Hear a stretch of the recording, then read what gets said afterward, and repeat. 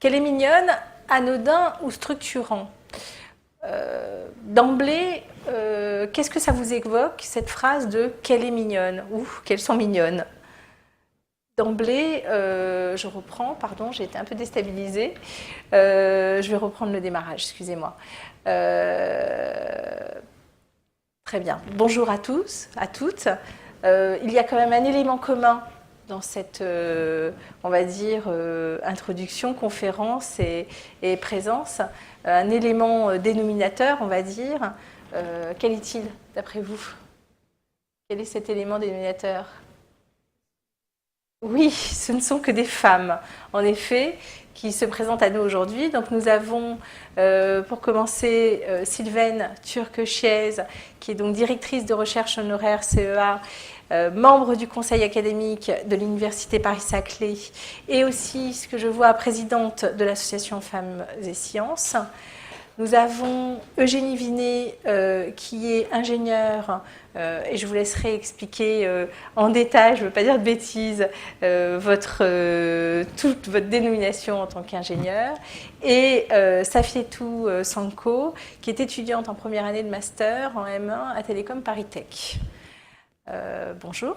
Alors, en effet, cette dénomination qu'elle est mignonne, anodin ou structurant, est intéressante et avant toute chose, j'aimerais savoir pourquoi vous avez voulu participer à cette table ronde, même si ce n'est pas tout à fait une table ronde, conférence sur ce sujet de la place finalement de la femme au sein de ces entreprises, de nos entreprises françaises, très masculines dès qu'il s'agit des nouvelles technologies, du numérique, de l'ingénierie, où l'élément féminin, j'ai envie de dire, est très peu représenté et souvent, des fois, on a l'impression de l'extérieur qu'il est un peu isolé et montré du doigt et qu'il y aurait peut-être le travail a déjà commencé depuis longtemps, mais encore, il y a du défrichage et du travail avant qu'on arrive à cette espèce de parité idéale prônée par notre cher gouvernement. Vous voulez commencer donc bonjour. Alors j'ai voulu participer à cette table ronde conférence parce que cette question en fait est une question que je me suis toujours posée. Donc dès que j'ai été intéressée par les sciences, j'ai d'abord senti un frein au niveau de mon environnement direct. Donc pas tant que ça au niveau familial, puisque ils voulaient que je sois ambitieuse et que je fasse de grandes choses. Mais quand bien même, je voyais qu'au niveau de ma famille, ils étaient plutôt sur tout ce qui était diplomatie, droit. Alors personne ne fait des sciences. Donc déjà, voilà, c'était quand même un premier frein. Deuxième frein qui là était un peu plus brutal, on va dire, ce sont les amis qui te disent « mais pourquoi tu veux faire des sciences tu vas faire des maths et de la physique, tu vas te retrouver qu'avec des garçons, c'est vraiment un truc de garçon, quoi, en fait. Hein. Tu vas te retrouver la seule fille dans ta classe, c'est pas du tout plaisant. Et puis même, tu vas faire quoi, en fait, avec un diplôme dans une matière, avec une spécialité qui soit scientifique. Tu vas devenir chercheuse, tu vas t'asseoir là toute la journée sur ta chaise.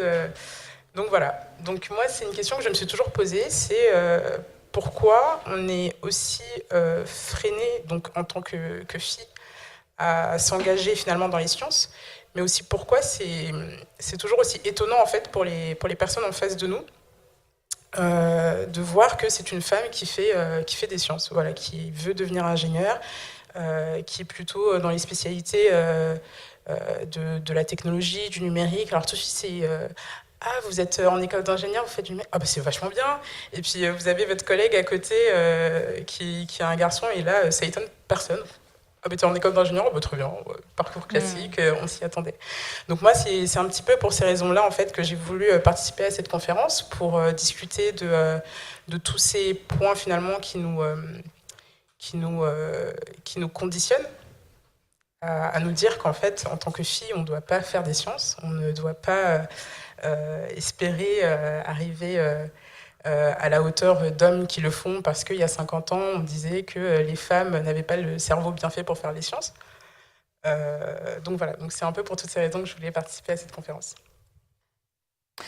De l'extérieur, on a quand même un côté, ça a l'air de ne pas être très sexy de faire du codage ou de faire des mathématiques. Il y a un côté comme ça, voilà, comme si on attribuait un genre sur, on genrait des études ou un métier, oui, bien sûr, tout simplement. Enfin, souvent, quand on demande aux personnes, ben voilà, si tu imagines un scientifique, comment tu le vois, ben, écoute, un homme blanc qui prend pas soin de lui et qui est intéressé par rien d'autre, en fait, qui reste juste enfermé chez lui.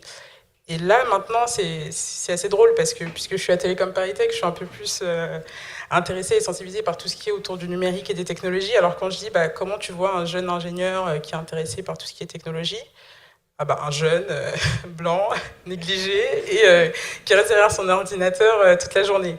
Donc finalement, on a un problème aussi d'image, hein, que ce soit à la télé, dans les livres. Il n'y a pas assez de représentation en fait féminine, il n'y a pas assez de rôle modèle qu'on nous montre en fait féminin qui pourrait bah, en tant que jeune fille se dire ah bah tiens j'ai envie de devenir comme elle. C'est pas qu'il en manque, c'est qu'on ne les voit pas en fait finalement. Je pense que c'est réellement ça le problème. Bon, vous, Safietou, on se dit que vous êtes encore étudiante. Alors ma foi, vous êtes encore noyée, on va dire, enfin, dans un milieu qui peut être encore assez hétérogène, qui n'est pas encore celui de l'entreprise, etc. Mais je pense que peut-être le témoignage de Génie Vinet, qui est déjà ingénieure, même si elle a l'air très jeune, 25 ans, mais en entreprise déjà, etc., va peut-être, je ne sais pas, fondé ou infondé, enfin comment vous vivez au quotidien votre statut d'ingénieur et par qui, quel est votre entourage proche, votre environnement proche? Alors bonjour à tous, Eugénie Vinet, je travaille en ce moment à Valeo, donc dans l'automobile, donc il y a encore moins de femmes dans ces domaines-là en tant qu'ingénieur que dans d'autres domaines, par exemple L'Oréal, il y a plein d'ingénieurs chez L'Oréal, il y a plus de filles. Actuellement, je vis plutôt bien le fait d'être une femme dans ce genre de société. C'est vrai qu'il y a encore beaucoup de préjugés sur le fait que les femmes peuvent pas être intéressées par ce type de domaine. Je le vois beaucoup à l'extérieur. Après, j'ai eu beaucoup de chance dans mon équipe. Actuellement, nous sommes 3 personnes à faire à coder, à être ingénieur logiciel. Et dans les 3 personnes vraiment techniques de l'équipe, nous sommes 2 à être des filles. Et la deuxième fille est ingénieure embarquée, donc elle travaille aussi vraiment dans le monde automobile. Et il est tout à fait admis dans mon équipe que les filles peuvent avoir leur place dans ce type de domaine. Par contre, c'est vrai que quand on est face à des personnes des ressources humaines, se pose la question de voilà, est-ce qu'on est recruté parce qu'on est une fille et qu'il en manque terriblement, ou est-ce qu'on est recruté pour nos compétences? Je pense que c'est un problème actuel. Ouais. Voilà, c'est ça. Donc il y a des quotas maintenant en entreprise. Il faut recruter 50% de filles dans tel domaine, alors qu'on est 15% en école, je pense, à peu près. Et ça, c'est un petit peu dommage. Moi, je suis venue aussi ici pour montrer qu'il y a des ingénieurs qui sont des femmes, et aussi pour parler de ce que je fais, dire que moi j'aime ce que je fais et que c'est tout à fait possible pour des jeunes filles de suivre ce type de parcours, d'aimer ce qu'elles font et de ne pas faire ça juste pour rentrer dans un quota. Oui, puis vous n'y êtes pas parce que vous êtes une femme, vous y êtes parce que vous êtes compétente, point, dans votre domaine. J'espère en tout cas. Pour le moment ça se passe très bien, donc ça devrait être le cas. On reviendra sur cette question des quotas. Justement, elle est très intéressante et elle pose des questionnements éthiques, philosophiques de fond qui interrogent quand même pas mal. Et à présent, Sylvaine Turc-Chies, qui vous avez non seulement été au commissariat énergie atomique et énergie alternative, CEA, vous êtes membre du conseil académique de l'Université Paris-Saclay et vous en avez fait votre sujet de recherche sur la question de la place de la femme, puisque vous êtes présidente de l'association Femmes et Sciences. Donc je pense que vous êtes particulièrement bien placée pour avoir étudié, ou en tous les cas observé de près, la question de la place de la femme dans notre société et dans notre société d'entreprise si masculine. Donc moi, je fais partie, je pense, des 10% de femmes qui ne se posaient pas de questions, qui avaient vraiment envie de faire des sciences. C'est-à-dire qu'une famille qui n'est pas du tout scientifique, quand j'ai découvert la physique, la chimie, ça m'a paru quelque chose d'exceptionnel, quoi, et qui sortait effectivement de tout ce que j'avais pu rencontrer par ailleurs. L'idée d'aller explorer le monde au-delà des connaissances, ça me paraissait déjà une motivation formidable. Donc vraiment, je dirais ma vocation de chercheur dans des disciplines effectivement où il y a pas tellement de femmes, pour moi, n'a pas posé problème. Mes parents ne m'ont pas empêché de le faire, mais c'est vrai que j'ai vu, au cours de mes études, disparaître les filles au fur et à mesure, quoi. Au début, finalement, on a l'impression qu'on est autant de filles que de garçons, ou on ne se pose même pas la question. À notre époque, on se la posait beaucoup moins déjà. Mais c'est vrai que quand je suis arrivé au CEA, j'étais la seule sur 100 ingénieurs et techniciens. Là, j'ai commencé à me rendre compte qu'effectivement, c'était quand même assez rare. Tout au long de ma carrière, finalement, je suis resté dans une minorité quand même importante. C'est-à-dire que même si, alors j'ai démarré en physique nucléaire, effectivement c'est un domaine où au moins j'avais la figure de Marie Curie, mais c'est quand même un domaine qui est assez masculin, il faut bien reconnaître. Ensuite je suis passé en astrophysique et plutôt dans le domaine spatial, et là malgré tout au CEA on n'était pas si nombreuses, peut-être 10-15%, et je me disais, et même ce ne sont pas des vraies femmes. C'est-à-dire que pour moi, une vraie femme, c'est une femme qui est mariée, qui a des enfants, etc. C'est ce que j'appelle une vraie femme. On a eu très peu de conversations sur nos propres enfants et des choses comme ça. Donc c'est vrai que à la fin de ma carrière, je me suis dit quand même, c'est pas normal qu'il y ait si peu de femmes, alors que finalement dans le milieu scientifique, enfin intellectuellement, on n'a vraiment pas le sentiment d'être plus mal équipé, disons, pour faire des sciences que ces messieurs. Donc c'est vrai que je me suis penché sur ce problème des femmes en sciences et pouvoir diriger une association comme Femmes et Sciences, c'était une opportunité formidable de faire un nouveau domaine de recherche qui était de comprendre, d'essayer de comprendre, hein, je ne vais pas vous apporter la solution ici, mais d'essayer de comprendre qu'est-ce qui faisait qu'il y avait une telle différence, et même une différence qui, bien qu'on parle beaucoup de l'égalité homme-femme, évolue très très peu dans le temps. On parle que si on faisait rien, la mixité arriverait dans 50 ans, etc., etc. Donc il se trouve que dans notre association, on rencontre quand même beaucoup de jeunes, et ça me paraît très important, effectivement, de discuter avec les jeunes pour essayer de comprendre qu'est-ce qu'ils ont finalement dans la tête. Parce que, alors le premier constat dont on se rend compte, c'est que finalement, les études, c'est une chose, l'orientation professionnelle, c'est une autre. Ça, c'est quand même pour moi un vrai souci. C'est-à-dire que les jeunes ne sont pas préparés à aller sur le métier, pas préparés à se poser des questions en connaissance de cause sur leur avenir. Donc, ça va être beaucoup par mode et beaucoup aussi par discussion entre jeunes, parce que les professeurs ne se disent pas très qualifiés pour pouvoir parler de ce sujet, puis ils n'ont pas non plus beaucoup d'heures de cours pour ça, ils ne connaissent pas eux-mêmes tous les métiers de la Terre, et donc effectivement, on observe très clairement que les filles veulent faire médecine parce que les filles sont douces et sont intéressées par le soin, elles l'expriment comme ça, et les garçons, finalement, ils vont s'orienter, s'ils vont vers les sciences, qui déjà n'est pas malheureusement énormément un pourcentage très important, vont plutôt s'orienter vers des métiers plus techniques. Alors, quand on développe des projets, et on en développe ici avec l'Île-de-France, on essaye de montrer aux filles que les compétences et ce qu'elles ont dans l'esprit n'est pas forcément la même chose du tout. Puisqu'on sait très bien que pour réussir en médecine, d'une part, il va y avoir 90% ou 80% d'échecs, et que les compétences, ce n'est pas du tout le soin et la douceur pour réussir le concours. Et ça, il faut leur expliquer, parce que sinon, elles partent voilà, avec leurs idées et ce que racontent les copines, etc. etc. Après, c'est effectivement plus compliqué de sentir aussi que les filles ne vont jamais prendre les mêmes options que les garçons.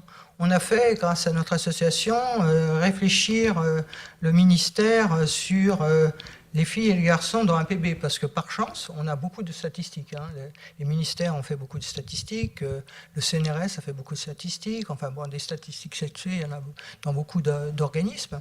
Mais il y en avait une qu'on n'avait pas, c'est comment les filles et les garçons s'orientent finalement en seconde et au moment de remplir cet APB. Donc on verra Parcoursup, on peut juste commenter sur Parcoursup. Eh bien c'est complètement différent. Effectivement, les garçons qui ont des bons résultats en sciences vont à 55% choisir une classe préparatoire. Et les filles qui réussissent mieux que les garçons, et maintenant c'est très bien connu, les filles réussissent mieux tout au long de la scolarité, en fait, donc ont toutes les compétences pour aller vers des métiers scientifiques, eh bien les filles vont avoir comme premier choix pas du tout la classe préparatoire. Elles auront 20 points de retard par rapport aux garçons pour la classe préparatoire, parce qu'elles se disent peut-être pas compétentes, alors que le garçon ne va pas se poser la question. Donc il y a effectivement beaucoup de travail à faire pour convaincre les filles, pour discuter avec elles et pour les faire évoluer. Je m'arrête là, parce que sinon... Oui, non, c'est très intéressant. Je voudrais juste, dans l'évolution de votre parcours, revenir à un tout petit détail qui, moi, m'a interpellée. Vous disiez que vos collègues homologues femmes ne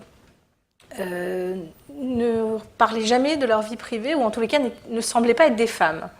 Est-ce que ça veut dire qu'elles se mettaient complètement de côté pour assumer ce travail qu'on estimait être masculin, ou alors qu'elles n'assumaient pas ouvertement le fait qu'elles pouvaient avoir des enfants, puis somme toute une vie de famille d'une part, quand vous êtes minoritaire, effectivement, les sujets sont naturellement lancés par la majorité, déjà.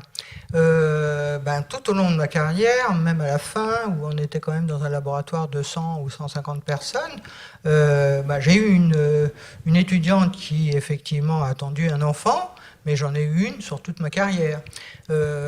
Parmi mes autres collègues féminines, eh bien, d'abord, ça se comptait sur les doigts d'une main, et elles n'étaient pas toutes mariées. Il y en avait peut-être que la moitié qui avaient des enfants. Donc c'est vrai que les sujets de conversation étaient très peu sur des sujets féminins. Ça, c'est vrai. Et bon, maintenant, je pense que c'est très différent. Enfin, je sais pas, pour vous, c'est très différent. Oui, parce que maintenant, les hommes parlent beaucoup des enfants. Là, par contre, tous les jeunes parlent beaucoup de leurs enfants, etc., etc. Donc ça aide les filles à en parler aussi. Oui, puis vous n'êtes pas encore dans un âge à peut-être parler d'enfants non plus, mais... Ouais, c'est-à-dire que les hommes en parlent maintenant. Avant, c'était un non-sujet, mais maintenant, les hommes en parlent. Mais est-ce que dans les l'évolution des hommes, ça fait évoluer les femmes aussi. Oui. Mais est-ce que vous, mesdemoiselles, que ressentez-vous? Est-ce que vous voyez une volonté de se hisser à la hauteur des hommes, absolument, je dirais, en termes de... dans cette... en voulant se fondre et en gommant justement les particularités des uns et des autres qui peuvent être mis, si ce n'est...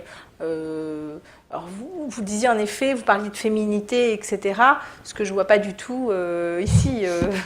Vous avez l'air de tout à fait assumer votre féminité, mais justement, comment est-ce que c'est reçu tout ça aujourd'hui? Est-ce que c'est complètement assumé, qu'il n'y a plus aucun souci? C'est intégré? Ou alors est-ce qu'il y a encore, dans votre milieu, même s'il ne représente peut-être pas tous les milieux, est-ce que sont encore des points à discussion ou pas? Je pense que oui. Hier, j'étais à Vivatech, donc je pense que vous avez entendu parler de l'événement. J'étais en train de présenter la voiture de Valeo, parce qu'on a une voiture avec une démo, et on m'a posé énormément de fois la question de savoir si j'étais l'hôtesse. Parce que, oui, on avait un hôte, donc un un garçon qui présentait, qui était là pour présenter devant le stand, etc. Mais c'était à moi qu'on posait la question, bien que sur mon badge, il n'y avait pas du tout marqué hôtesse ou quoi que ce soit.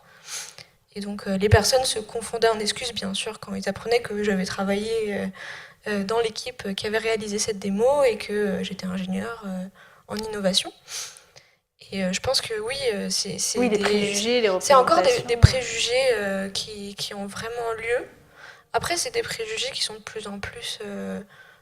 que plus en plus de monde essaye de combattre. Moi, je fais partie d'une association qui s'appelle Quelques femmes du numérique, par exemple. Ça a démarré en fait par des photos qui ont été prises par Olivier Ezrati et Marianne Magnac. Donc, c'est deux personnes qui m'avaient contactée à l'époque quand j'étais étudiante. Et ils ont pris en photo plusieurs centaines de femmes qui travaillent dans le numérique. C'est très intéressant. Et en fait, c'est pour montrer que toutes les femmes qui travaillent dans ce milieu-là sont très différentes, peuvent être très féminines ou pas. Ça n'a pas spécifiquement d'importance, mais montrer vraiment que toutes les femmes peuvent se retrouver face à Enfin, toutes les jeunes filles peuvent avoir un rôle modèle qui puisse éventuellement leur ressembler. Et je pense que ça c'est pas encore bien admis qu'une femme peut être féminine, peut porter des robes tout en étant ingénieure. Même dans mon travail, c'est vrai que parfois les gens s'étonnent quand je leur dis que je suis aussi ingénieure. Bah, oui, oui, je peux le mesurer. Et vous, Sylvaine, est-ce que vous êtes présidente de cette association depuis combien de temps? Alors en fait, je ne suis plus présidente. D'accord. Mais je viens juste de finir en fait mon mandat parce qu'on a un statut qui fait qu'on ne peut pas rester plus de 6 ans dans le conseil d'administration. Donc je suis resté 4 ans parce qu'avant j'étais déjà dans le conseil d'administration. Mais voilà, c'est-à-dire qu'au cours de ma carrière, j'avais pas le temps en fait de vraiment être dans une association et d'être active, etc. Donc, mais cette association, c'est une association nationale qui a été créée en 2000. Et donc, c'est une association qui a déjà beaucoup d'expertise sur ce sujet et qui discute beaucoup avec les ministères et qui fait beaucoup de brochures, justement, à l'usage des professeurs. Là, on vient de faire, on parlait des photos. Effectivement, je me disais que je vous connaissais, mais ça doit être grâce aux photos d'Olivier. Effectivement, je connaissais votre visage. Nous venons de faire un livret des 40 femmes scientifiques, de 40 femmes scientifiques remarquables du 18e à nos jours. Parce qu'on trouvait que c'était très important, effectivement, pour les livres scolaires. C'était vous qui le mentionniez. Dans les livres scolaires, on ne voit pas de femmes, à part Marie Curie. Et quand on demande au public, citez-nous les 3 prix Nobel de femmes en sciences, eh bien, ni les professeurs, ni les élèves n'arrivent à arriver à dire ces 3 femmes. Donc Marie Curie, sa fille Irène, et plus important, parce que plus proche, 2008, Françoise Barré-Sinoussi qui a découvert le virus du sida. Alors tout le monde a entendu parler du sida, mais personne n'a retenu que finalement c'était une Française qui avait eu ce prix Nobel avec Montagnier. Voilà, tout le monde connaît Montagnier. Mais en fait, c'est elle qui a découvert, effectivement. Donc on a fait ce livret de 40 femmes scientifiques pour raconter la biographie et pour l'envoyer aux éditeurs de livres scolaires. C'était ça notre premier objectif, c'est-à-dire que les livres scolaires, puisque maintenant il va y avoir une réforme du lycée, donc on espère qu'il va y avoir quelques-unes de ces femmes, et on aurait pu en mettre 60, on aurait pu en mettre 100. En fait, il y a eu beaucoup de femmes scientifiques qui ont fait des travaux remarquables, on n'a choisi que des travaux remarquables, mais c'est vrai qu'elles ne sont pas connues et très très peu citées, et ça contribue aussi à l'image, parce qu'on se rend compte finalement que il y a 100 ans, c'était pas le même système éducatif et que finalement le poids de l'histoire met beaucoup de temps à passer dans la tête des familles, dans la tête des parents, etc., etc. Et que ça pèse sur la société encore aujourd'hui d'une façon forte. Est-ce que c'est la faute des hommes, tout ça ? Je ne sais pas ce que ça veut dire. Est-ce que c'est la faute du patriarcat ? Oui, sans doute quand même. Oui, mais cette est-ce relation, que c'est la faute des hommes ? En tout cas, clair. aujourd'hui, on rencontre beaucoup d'hommes qui sont navrés de cette affaire. Parce que, bon, il y a évidemment des hommes qui ont l'immédiate idée que oh bah, s'il y a plus de femmes, elles vont prendre nos postes. Bon, ça, effectivement, il faut créer des postes. C'est-à-dire que ça, c'est un message très important à faire passer. Si on veut que les jeunes réussissent leur bac à 80 ou 90%, bah, il faut pousser derrière sur l'enseignement supérieur et sur les postes. Ça, c'est quelque chose qu'on a oublié, je crois, en France. On a voulu faire quelque chose de généreux, mais si on ne crée pas de poste, évidemment, c'est un problème. Mais indépendamment de ce problème-là, les hommes sont favorables aux femmes, parce que dans une société, moi qui ai vécu vraiment dans des sociétés très masculines ou beaucoup moins masculines, c'est vrai que la société est beaucoup plus agréable quand il y a à la fois des hommes et des femmes. Parce que l'échange est différent, parce que les hommes se comportent différemment, et on voit des jeunes dans le numérique en particulier. Une fois, il y avait une réunion à l'Assemblée nationale, et puis il y avait principalement des féministes qui étaient dans les premiers rangs, et qui écoutaient, et qui revendiquaient, etc. Puis au fond, il y avait 10 garçons, là, qui étaient vraiment au fond, et qui disaient rien, et puis à la fin, ils se sont exprimés pour dire, mais qu'est-ce que nous, on peut faire ? Moi, je trouve que la nouvelle génération des hommes est vraiment ouverte à avoir envie qu'il y ait des hommes et des femmes. Et se rendre compte qu'effectivement, une communauté d'hommes et de femmes, c'est quand même agréable avant toute chose. Et puis, bon, ça challenge un peu plus. J'ai fait exprès de poser une question provocatrice et un peu unilatérale comme ça. Bien entendu que c'est certainement pas que la faute des hommes ou la faute des hommes, et que ça va dans le sens d'une société très certainement, parce que d'abord ce sont aussi les mères qui élèvent leurs enfants, et c'est la manière dont on genre aussi chacun de nos enfants, et fait penser à cet album que je lis à mon garçon, qui s'appelle Petit Poilu, l'aventure extraordinaire, où on voit professeur Folding qui veut absolument que les filles soient des filles et les garçons soient des garçons. Alors ils atterrissent dans ce monde tous les deux de cette professeure Folding, et puis elle les saupoudre comme ça, voilà, et ça se finit finalement, Petit Poilu a un nœud dans les cheveux, et la petite joue avec une voiture. Et finalement, son expérience n'a pas si bien réussi que ça. Mais ça fait aussi partie, je pense, des conditionnements qu'on a très tôt, dès la naissance. Il suffit de voir les magasins, comment ils sont conditionnés, le rose d'un côté, les poupées, les voitures de l'autre pour les garçons. Et déjà, on est dans une manipulation qui fait que, un conditionnement qui fait que, bon, très tôt, on dit à la fille ce qu'elle doit faire et ce qu'elle peut faire, et on la met dans des limites et dans des carcans, et de l'autre, les garçons. Donc, il y a une grosse responsabilité, je pense, de toute une société derrière, et certainement pas que du pauvre homme ou de la pauvre femme. Enfin, voilà, on n'en est pas... Je pense que la question serait un petit peu pauvre, justement, sinon, oui. Je voulais rajouter un petit commentaire là-dessus, parce que, en fait, cette question, pour moi, elle n'est pas que pour les femmes, en fait.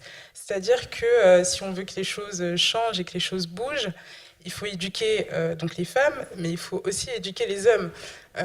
Parce que pour revenir à votre question qui était un peu unilatérale, alors non, c'est certainement pas que la faute des hommes, et on voit très bien maintenant qu'il y a des hommes qui veulent aussi qu'il y ait beaucoup plus de femmes dans les sciences, mais il y a d'un autre côté des personnes qui entretiennent toujours ça. Alors je pense pas qu'on soit tous nés en se disant ah non, je veux absolument empêcher les femmes d'arriver dans les sciences. Mais finalement, ce conditionnement, il est pour les femmes, mais aussi pour les hommes. Donc forcément, s'ils grandissent et qu'ils entendent tout le temps « Ah ben non, la femme, elle doit être hôtesse » ou elle doit forcément faire tel et tel métier qui sont dits plus féminins, des métiers dans lesquels elle pourra vivre pleinement sa vie de femme, elle pourra être mère de famille, voilà. Je pense que ça n'aide pas non plus le débat. Donc réellement, je pense qu'il s'agit d'éduquer et les hommes et les femmes à la fois.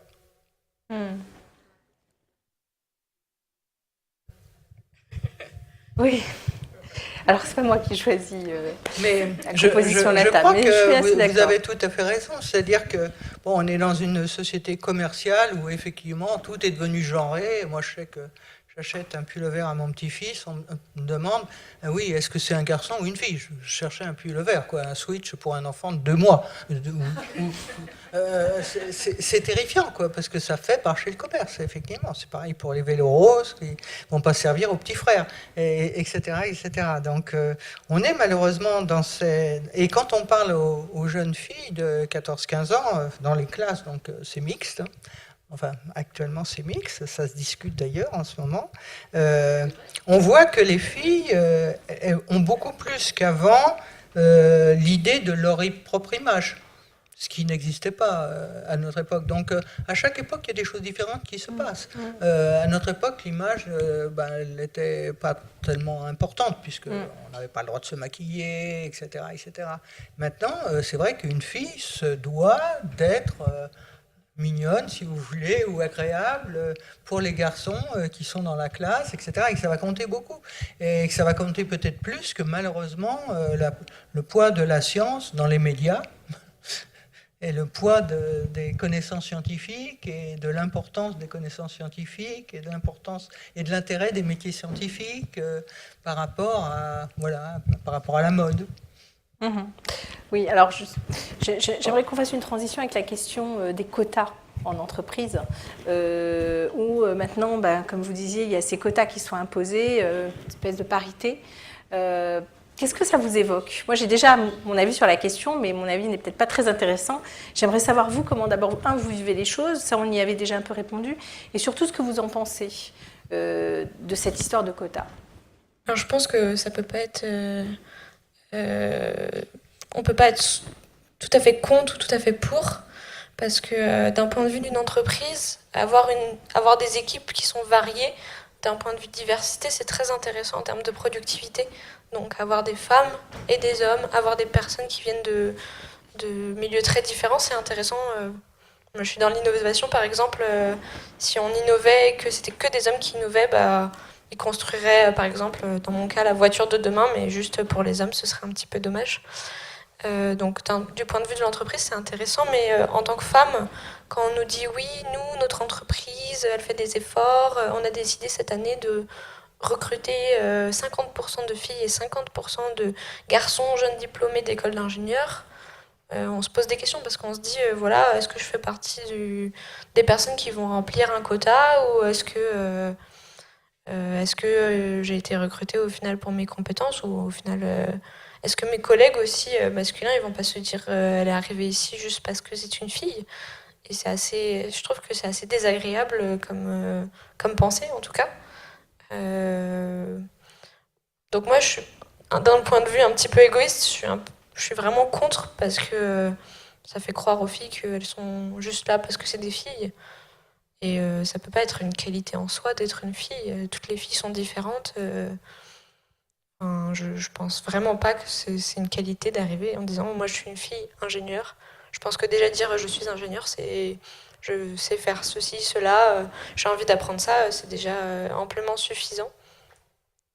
Et en même temps, on sait que dans les entretiens, quand il y a au même niveau un garçon, une fille qui se présentent, qui ont un CV absolument identique, enfin je veux dire en termes de compétences où on ne pourrait pas les séparer, on sait parfaitement que si on n'a pas ce quota à remplir, qu'on va prendre le garçon.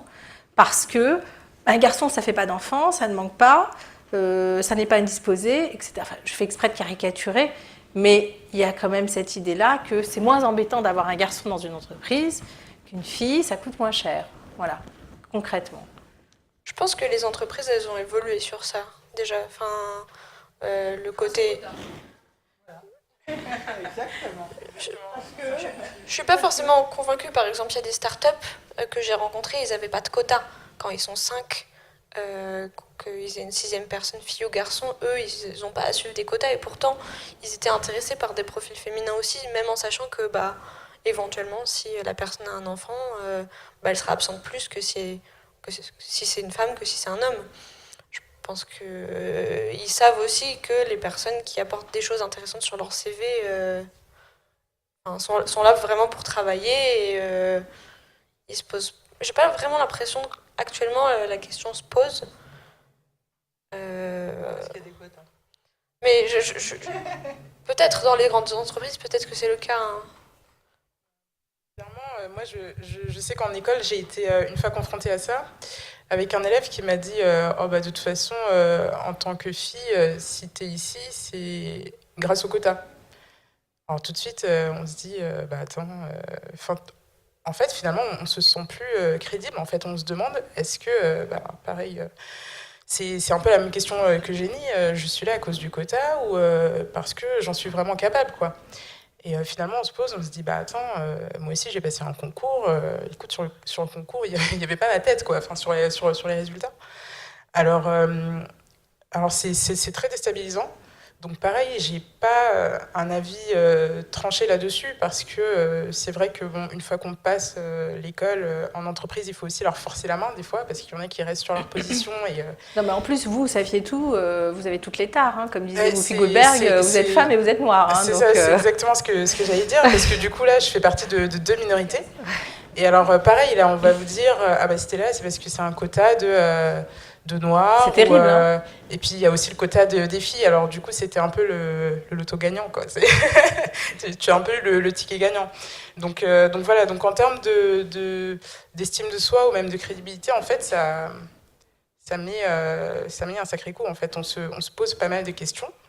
Et donc du coup, enfin, je pense que c'est très important d'avoir les associations en fait de femmes et sciences, en fait, parce que je pense que ça aide à prendre confiance en soi, à se dire ben non, écoute, je suis tout aussi compétente, j'ai travaillé, j'ai les capacités, j'ai tout fait pour, et le travail que je rendrais serait équivalent à un travail qui est rendu par un homme qui a eu la même formation.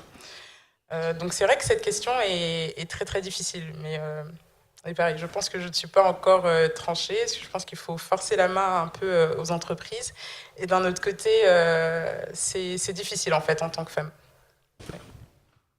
J'aimerais juste ajouter un petit quelque chose. Quand j'étais en école d'ingénieur, le top 5 de la classe, c'était que des filles. Et je pense que... non, mais bon, c'est comme ça. Je dis pas que les filles sont meilleures, c'est juste dans ma promo, c'était comme ça. Et en fait, je me suis rendu compte qu'autour de moi, les filles qui étaient là, elles étaient vraiment intéressées par le sujet. Parce qu'elles y étaient allées alors que, bon, on les pousse pas spécifiquement de ce côté-là, alors que les garçons, il y en a beaucoup, c'est papa qui a dit tu seras ingénieur mon fils, et puis au final j'ai certains amis à moi qui ont décroché pour faire par exemple du cinéma ou d'autres choses et qui n'ont pas du tout continué dans la filière technique. Oui, parce que c'était pas un choix. Voilà, c'est ça exactement. Oui, le problème des quotas, c'est un problème complexe, mais c'est vrai qu'aujourd'hui, on a effectivement considéré que la diversité, c'était une bonne chose, et donc on ouvrait des places aux femmes. Alors je sais bien que c'est très mal vécu, parce que moi aussi j'ai eu des jeunes qui ont eu les mêmes réactions que ça. Mais si je prends l'exemple des sciences, où effectivement la sélection est très difficile, et il faut, même après une thèse, encore 4-5 ans avant d'être embauché, pendant longtemps on a dit, il n'y a que 10% de filles par exemple, alors on prend 10% parmi les dossiers excellents. Alors ça veut dire que vous n'avez aucune chance, quoi, parce que souvent, en fait, il y a 4-5 postes, donc 4-5, 10% de 4-5, c'est 0 ou 1. Donc c'est pas non plus favorable. Et là, les filles se découragent et se détournent effectivement complètement en disant de toute façon, j'aurai aucune chance par rapport à un homme. Donc il faut bien faire quelque chose. Et donc il faut bien vous dire que si vous êtes prise, c'est d'abord pour votre compétence. Si en plus, effectivement, on arrête de dire qu'on prend en proportion du nombre de femmes par rapport aux hommes, c'est plutôt une chance. Donc effectivement, ça ne dévalorise pas vos compétences. Il se trouve qu'en ce moment, on a quand même envie que ça bouge, et pour que ça bouge, il faut qu'on regarde les gens vraiment compétents et qu'on arrête de penser qu'un homme équivalent est meilleur qu'une femme. Ce qui est encore vrai dans beaucoup d'endroits, malheureusement, donc il faut faire quelque chose. Est-ce que soit agréable ou pas. Vous voyez justement des avancées, des changements dans ce 21e siècle sur l'attitude des entreprises? Est-ce que les choses bougent de manière concrète? Moi, je crois qu'elles bougent de manière concrète, effectivement, parce que maintenant, comme on est obligé de présenter des chiffres et de présenter des chiffres en évolution, eh bien, effectivement, d'un seul coup, on se dit, ah ben tiens, oui, c'est vrai que les filles, elles sont aussi bonnes comme vous dites, c'est vrai même qu'elles sont peut-être meilleures. Alors pourquoi on ne les prendrait pas? Moi, à mon époque, on m'a dit, bah, vous allez vous marier, vous allez suivre votre mari, vous allez quitter la recherche, donc passez votre tour. C'est pas mieux, je veux dire. Donc, effectivement, on est plutôt dans une situation favorable, et il ne faut pas que les jeunes se disent, oh ben zut, moi j'ai été prise parce qu'il y a des quotas. Non, elles ont été prises d'abord parce qu'elles sont très bonnes. Et en plus, bon, bah, c'est dans une période favorable où effectivement on essaye de remplir le gap pour encourager d'autres femmes à venir. Peut-être une dernière question ou une remarque. Alors, on a beaucoup parlé, mais vous n'êtes pas intervenu. Peut-être que vous aviez des choses à dire aussi. Vous n'hésitez pas à prendre la parole. Mais vous disiez tout à l'heure, vous évoquiez le fait que c'était très français, finalement, la question du problème de la femme et de la place de la femme dans notre société, dans les entreprises. Enfin dans certains types d'entreprises, mais que ce n'était pas le cas dans les pays d'Afrique du Nord, notamment, ou dans nos pays nordiques, ça on le sait, ou aux États-Unis. Enfin, je ne connais pas là-dessus les répartitions géographiques et les classements. Et voilà, peut-être que vous êtes plus intéressé à ce sujet, vous seriez en mesure d'y répondre. Qu'est-ce qui explique pourquoi la France plus qu'un autre pays ou moins qu'un autre pays La France, je ne crois pas qu'elle soit très différente des pays européens. En tout cas dans le domaine scientifique, hein, ça on parle du domaine scientifique. Tous les pays européens, tous les pays, enfin partout aux États-Unis, on a le même problème. Même si aux États-Unis on fait beaucoup plus de battage et qu'aux États-Unis on commence carrément à bâtir des programmes pour encourager justement les filles à aller vers le numérique. Donc tous ces pays-là font des efforts parce que justement tout le monde se détourne un peu des sciences et en particulier les femmes sont ce qu'elles sont, c'est-à-dire pas très motivées vers les sciences. Effectivement, dans les pays du Nord de l'Afrique, c'est différent parce que là, c'est un statut social. C'est-à-dire que les femmes vont aller à l'université et comme les femmes réussissent partout dans le monde mieux que les garçons, elles vont s'y faire une place importante et elles seront majoritaires. Elles arrivent en France, elles sont minoritaires. Là, c'est une question de société, effectivement, de la place dans la société. Et la raison, enfin, profonde pour moi, pour essayer d'aller vers l'égalité, ce n'est pas pour prendre la place des hommes ou pour affirmer vraiment que les femmes sont vraiment meilleures que les hommes. C'est que vraiment, face à la montée, à la puissance des pays asiatiques, en particulier l'Inde ou la Chine, où les filles sont extrêmement bien formées, comme les garçons d'ailleurs, en mathématiques, où donc elles investissent le numérique extrêmement fortement, eh bien, si nos pays occidentaux ne font pas un effort pour accueillir tous les jeunes qui ont les compétences, filles comme garçons, dans ces disciplines, c'est un raz-de-marée qui va venir très très très très vite, enfin qui est déjà là d'ailleurs. Donc voilà, c'est comme ça qu'il faut le dire aussi. Avez-vous, je vois que l'heure tourne, est-ce que vous avez l'impression d'avoir fait rapidement tout de même le tour du sujet ou vous aviez envie d'ajouter d'autres remarques ? Je pense que globalement, on a fait le tour du sujet. Je pense que là, ce n'est pas forcément le thème adéquat, mais comme on l'a mentionné tout à l'heure, faire partie de deux minorités, c'est assez difficile parce que dans les sciences, on ne retrouve pas non plus, particulièrement pour les ingénieurs, on ne retrouve pas de diversité, c'est-à-dire que moi je suis noire dans ma promo, alors on est 13% en plus de filles, ce qui est très peu. Je suis la seule fille noire en fait, et finalement on se dit mais attends, il s'est passé quelque chose là, c'est pas possible, comment c'est possible?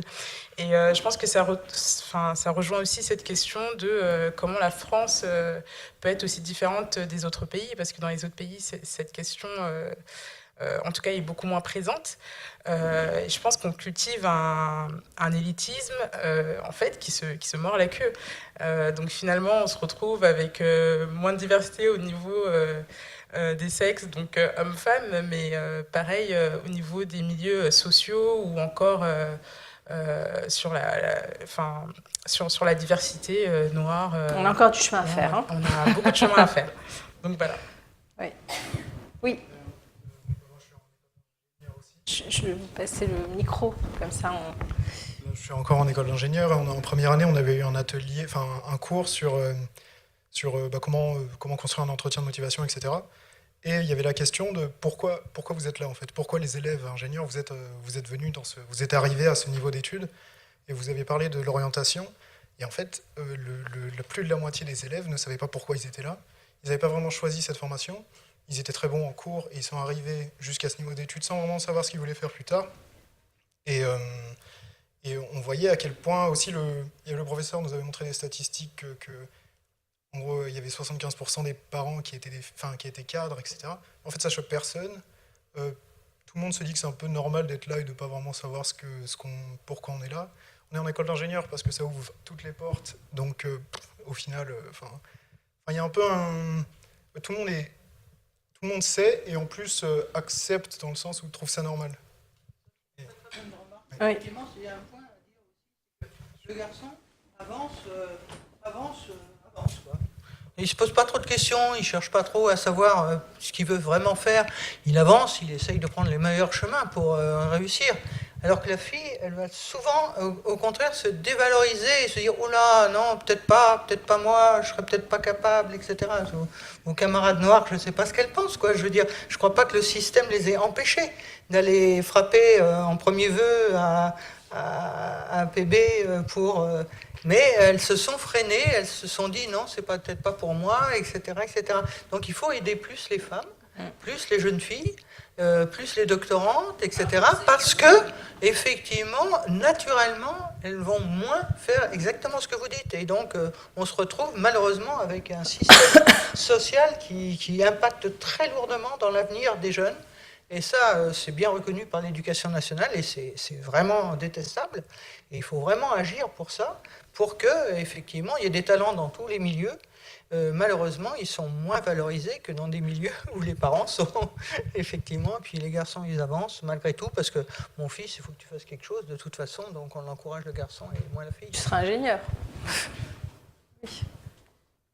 Moi, j'aimerais ajouter quelque chose aussi, c'est que je trouve qu'on ne parle pas beaucoup des métiers du numérique, des métiers techniques.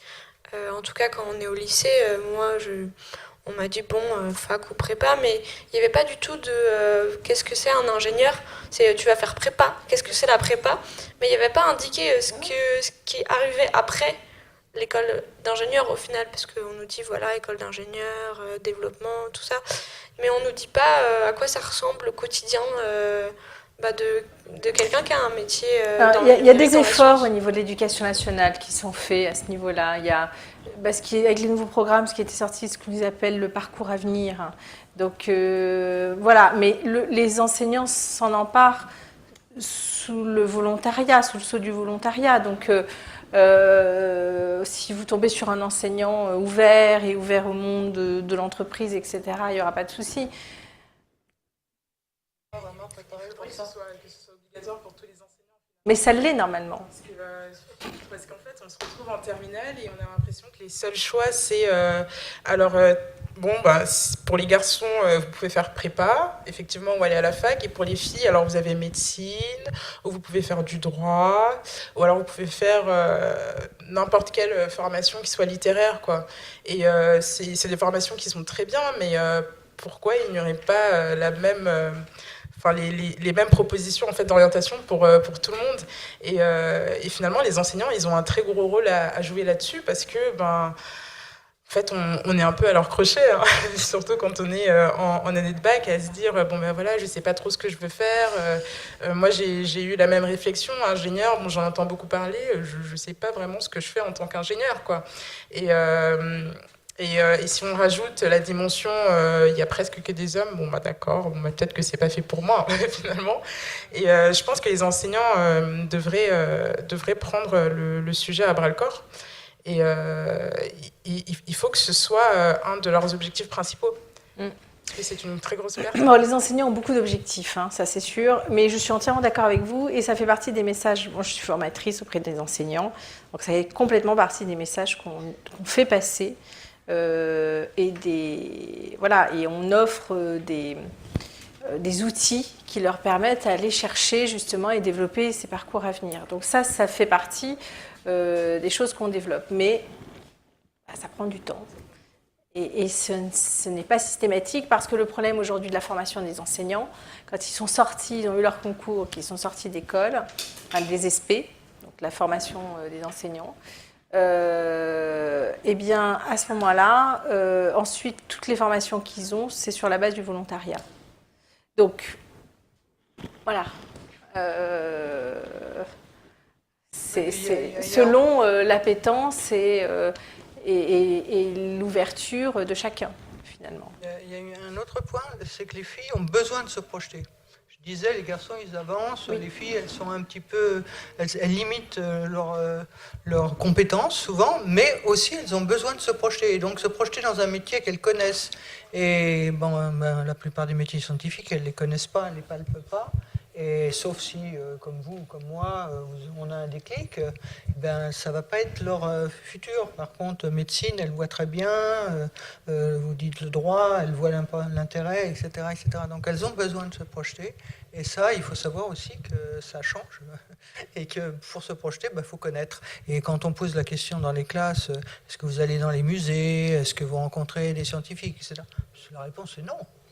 Très peu vont dans les musées de sciences, très peu connaissent les musées de sciences, etc., etc. Et donc, les jeunes n'ont pas d'environnement scientifique. Et s'ils n'ont pas d'environnement scientifique, les filles ne se projettent pas dans ces métiers-là.